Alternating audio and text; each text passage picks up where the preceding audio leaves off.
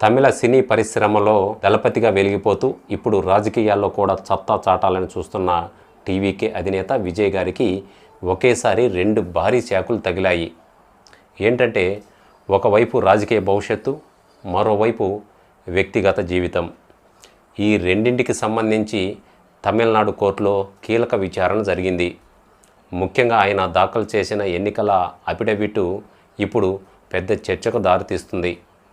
విజయ్ గారు 2 నియోజకవర్గాల్లో పోటీ చేస్తూ సమర్పించిన పత్రాల్లో ఆస్తుల లెక్కలు అస్సలు పొంతనే లేకుండా ఉన్నాయట. ముఖ్యంగా ఒక చోటేమో 115 కోట్లని చెబితే మరొక చోట ఏకంగా 220 కోట్లని పేర్కొన్నారు.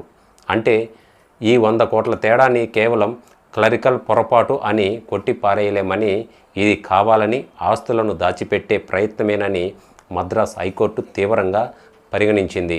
అయితే దీనిపై పూర్తి స్థాయి విచారణ జరపాలని ఇన్కమ్ ట్యాక్స్ శాఖను, అదేవిధంగా ఎన్నికల సంఘాన్ని కూడా కోర్టు ఆదేశించిందట. ఇక రెండో విషయానికి వస్తే, గత కొంతకాలంగా నలుగుతున్న విజయ్ గారి విడాకుల వ్యవహారం ఒక స్పష్టత వచ్చినట్టు అనిపిస్తుంది. ఎందుకంటే తన భార్య సంగీత గారు అడిగిన భరణం, ఈ భరణం విషయంలో ఇద్దరి మధ్య ఒక రాజీ కుదిరిందట.